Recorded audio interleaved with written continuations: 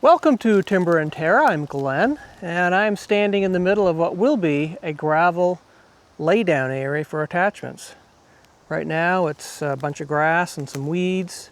So the first thing I need to do is remove these branches, the brush that I trimmed off the trees here to give basically a little bit more room, sort of right up against the tree trunks. I've only used this literally maybe 15 minutes cleaning up some brush out back. I've had this brush grapple for a couple of years. I have used it on my tractor, but it appears to work a lot better on a skid steer. The biggest thing for me is you can see the tines, whether they're like this, you can sort of see through here, the end of the tines, or if you have it tipped forward, with this open, the grapple open. So we'll get to see it in action. I'll see how much of this stuff I can scrape up, but really I just want to take care of these branches here. They will go on that burn pile, which I burn once a year, maybe every other year, depending on how quickly we collect stuff to burn. And the edge of the gravel area is going to come up to the edge of this woodshed. So I'm going to have to take this steel rack and move it back a little bit.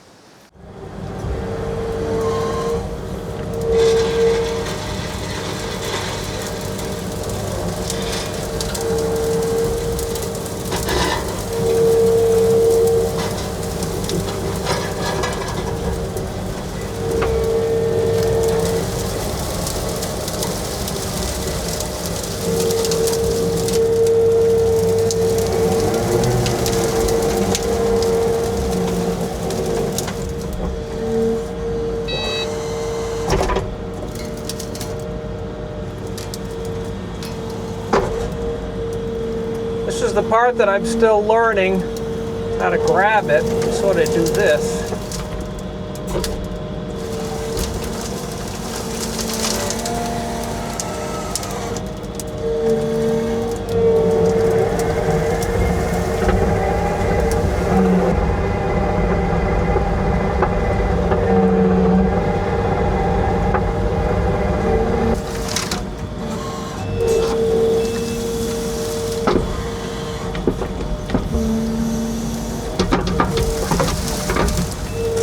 I guess I got a little dirt with it.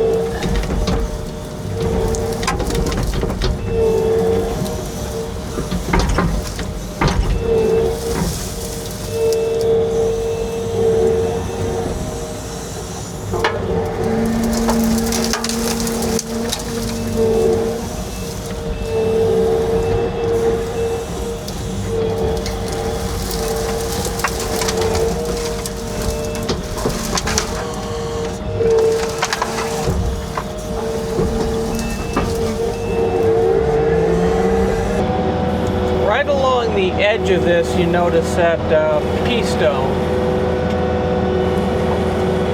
So that is sort of a French drain. I have a pipe under there, probably, maybe 8 inches under. Maybe I just hit it. Anyhow, so that drain takes the water from this area. It just has some surface runoff, as well as the drain from the roof. What is that?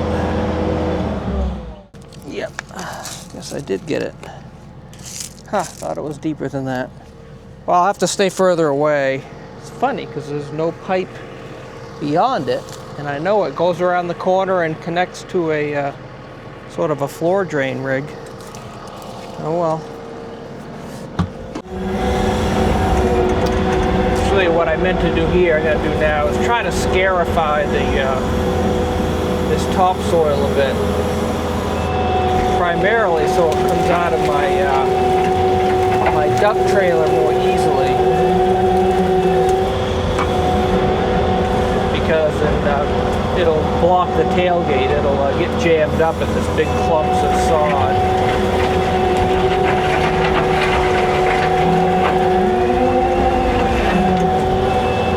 What I'm going to do here is basically just go down until I think I'm out of the topsoil.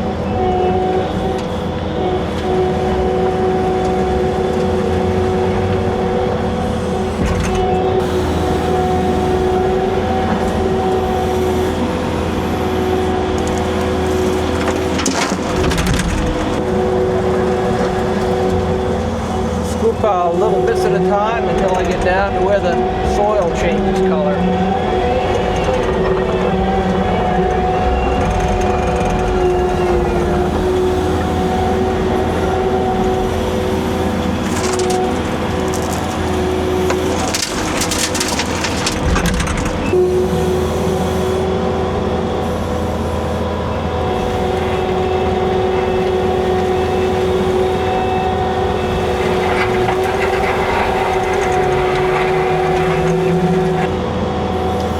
Looking to remove the stuff right up to the edge of the building.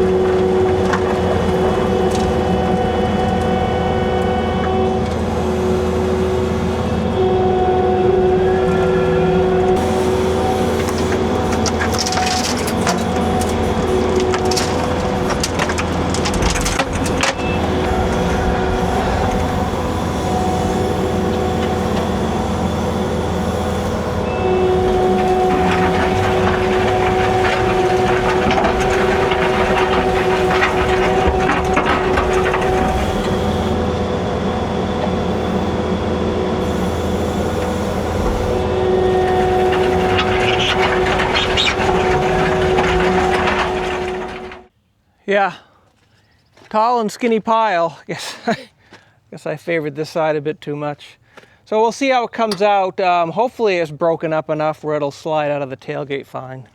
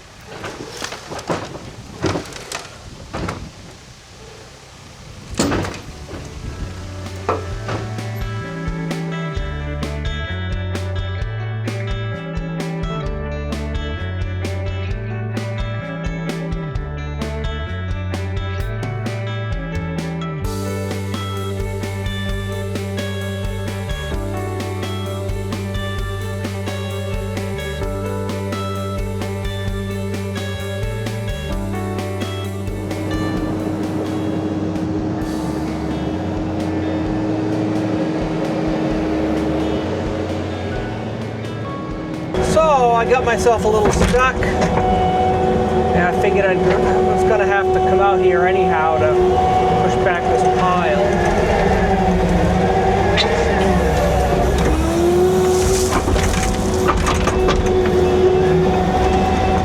So if I can remove the stuff behind the tailgate, hopefully I can dump it out, and then I should be able to get out easy enough.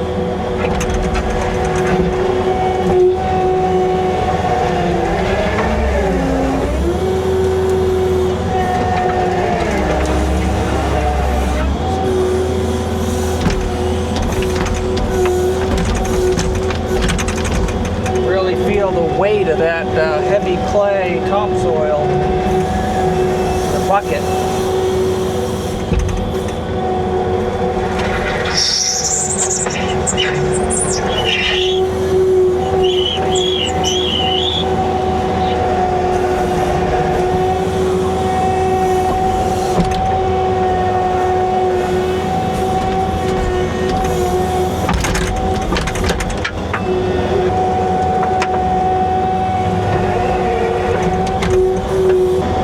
I can puncture a tire. His teeth.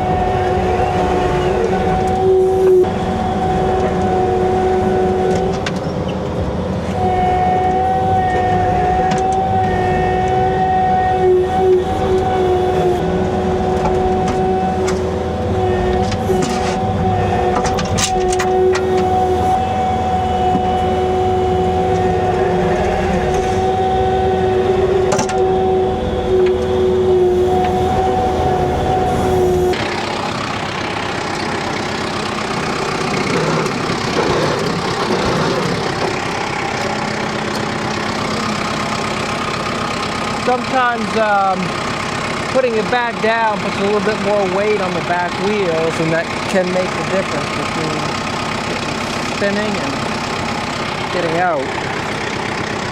Although I don't have a lot of focus.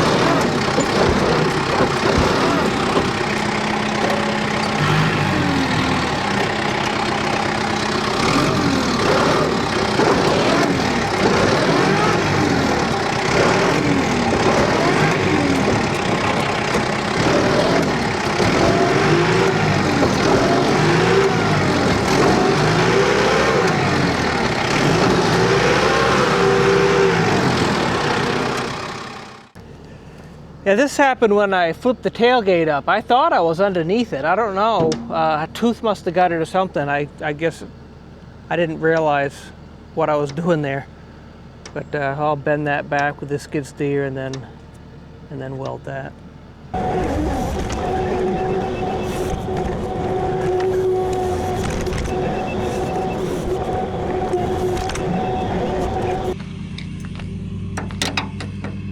Well, I guess I'm going to do what I normally do when I haul sod or topsoil. Just take my tailgate off.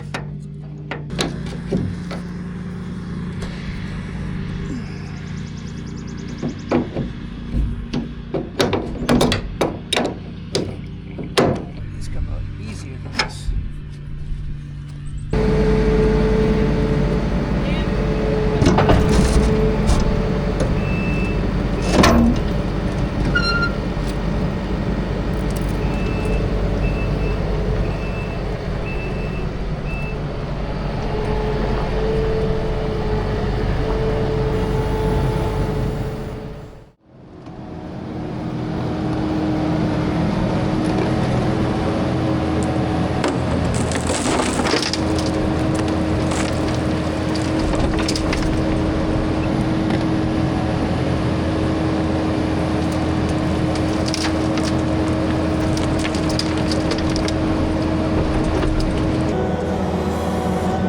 The tree line here, I don't want to get too deep, because right where I'm sitting underneath me, I did see some roots, so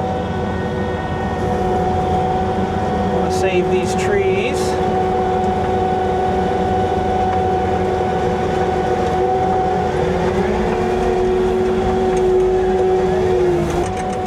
So I see little bits and pieces of sort of brownish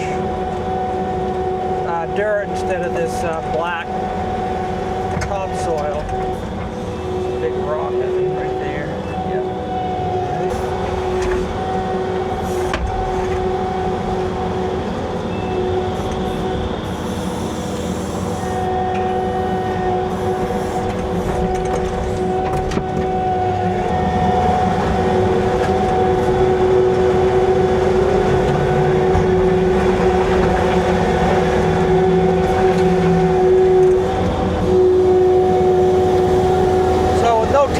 I'm not worried about it hanging up anymore, so really my only limitation is what I can fit in it without spilling off the back too much.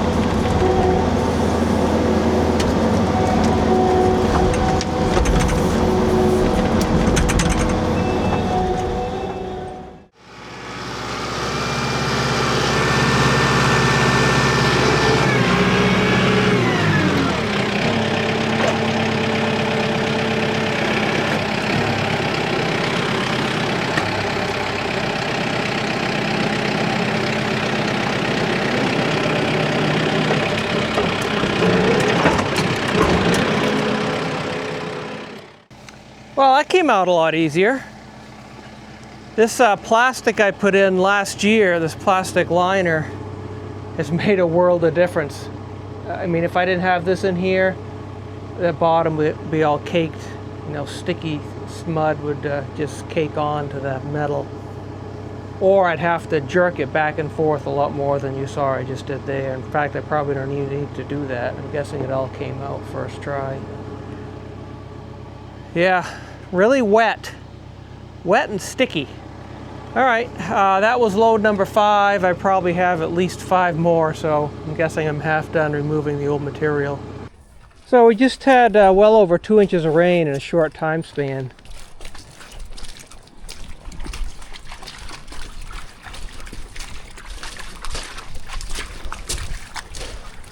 Running in there, and it's going through the rocks into the drainage. And this drainage, it's not overflowing here onto the lawn, which is kind of nice. So that pipe, which is a 4-inch pipe, goes under my lawn, and we'll go out to the other side and see where it comes out. So somewhere here is, ooh, I hear it right here. Oh yeah.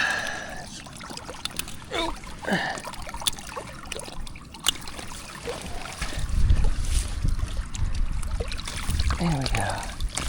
So, yeah, you can see, so the pipe coming from this way is black. It's right there. The white pipe here, it goes there, catches a couple other catch basins, and then it goes off into the road ditch. So, yeah, from here, the other side of that burn pile, where you can see the skid steer, that 4-inch pipe goes all the way under the lawn and here. So, doing its job. It's quite a test.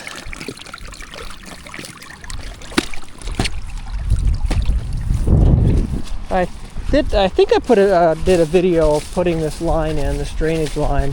It would have been a year and a half ago. So the other catch basins primarily take water from the house. So there's a perimeter drain all around the house. And the back side of the house comes here. There we go, listen to the sound. So for whatever reason, this catch basin's not as high.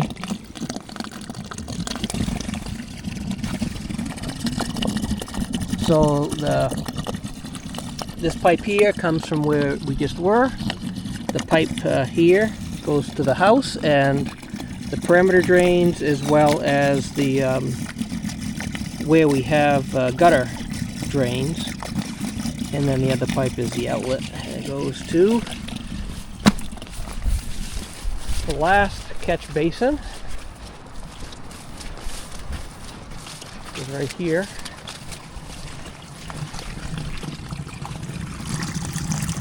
Yeah, it's doing its job. Again, this pipe here comes from the house, the front of the house, perimeter drain, as well as a couple drains from the gutters.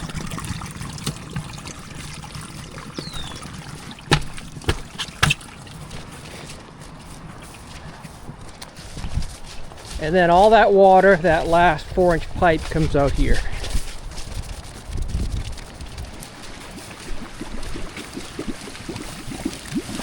Right there, where you see the bubbles.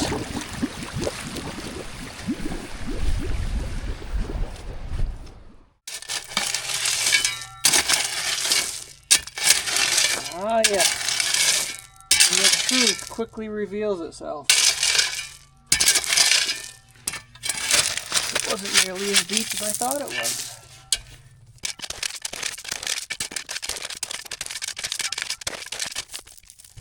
Weeding is easy when the roots don't really have much to grab onto.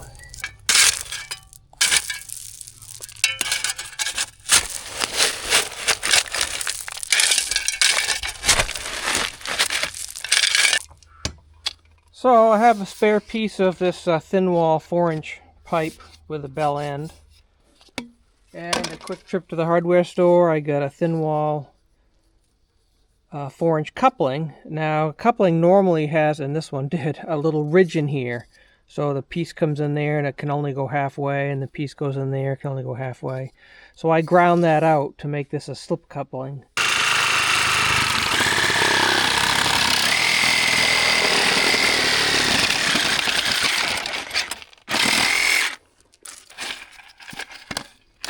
So a slip coupling allows you to go all the way in like this for repair, similar to this. Hopefully I can squeeze this in here. Got a little bit of persuasion here. And this sort of pipe is a bit more flexible than a regular Schedule 40 pipe.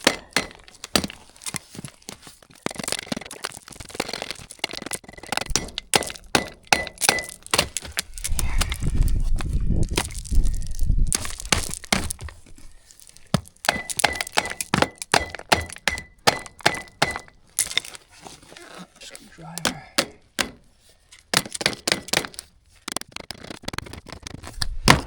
But now I have to sort of guess halfway. I'm guessing it's probably right about here. Somehow mark that.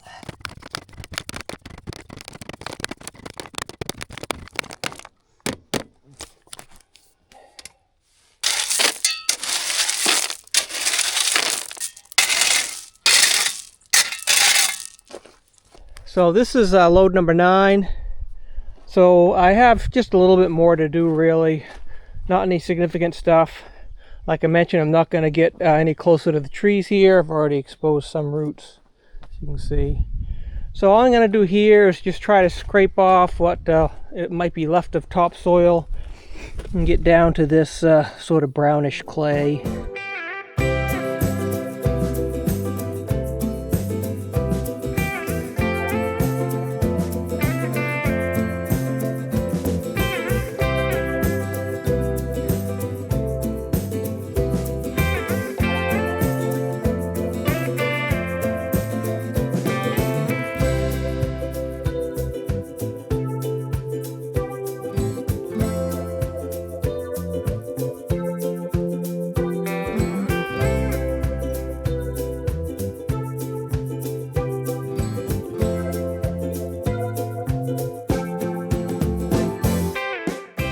Well, I think we are ready for some gravel. So I'm going to bring 1, 2, I don't know, I haven't measured it and I'm not a great guess of volume.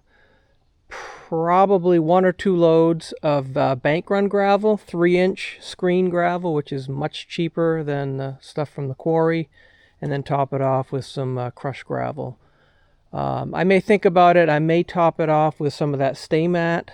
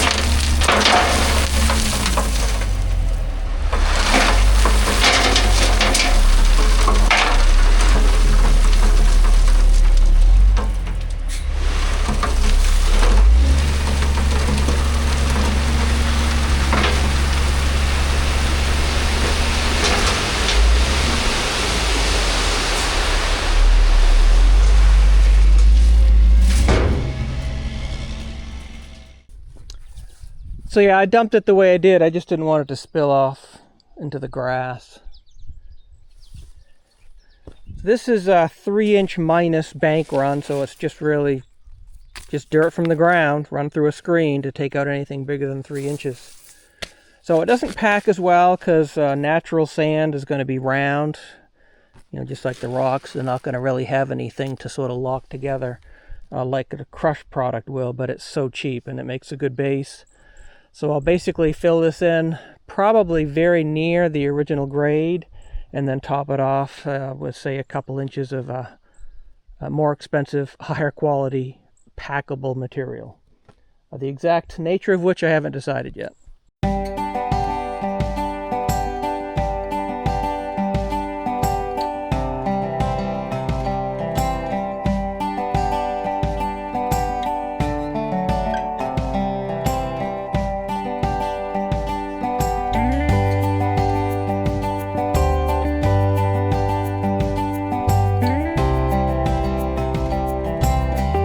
Well, I guess I didn't record the last half of spreading this, but this is what it looks like.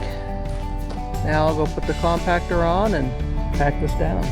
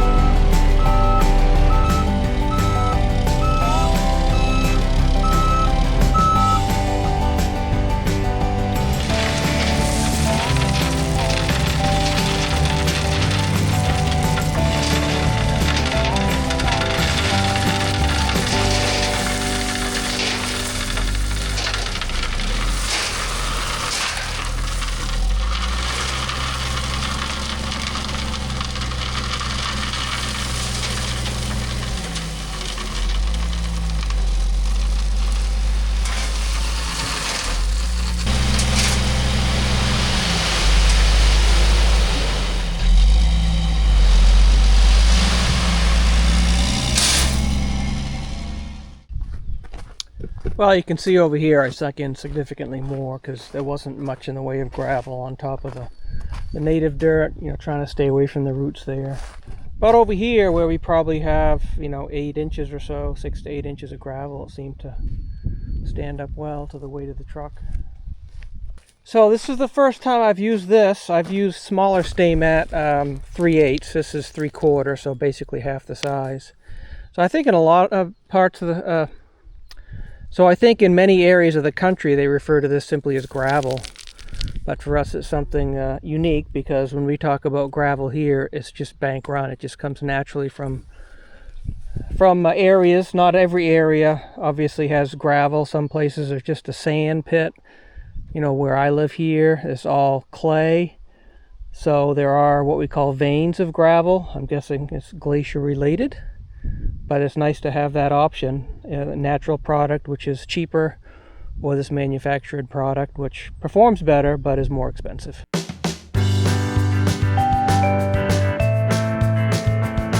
Regarding the actual cost of this material, that natural gravel, the first 2 loads we did, runs about $100 a load, so that was $200.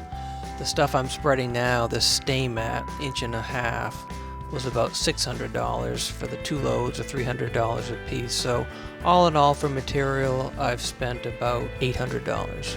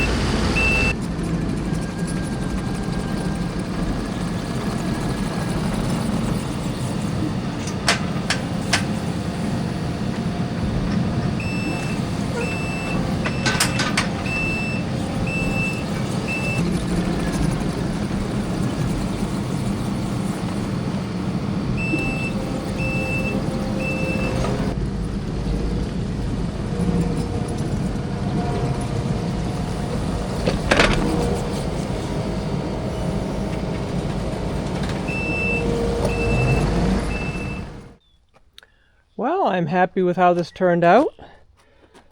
The skid steer is going to make a mess of this nicely finished surface, but that's just the way it goes.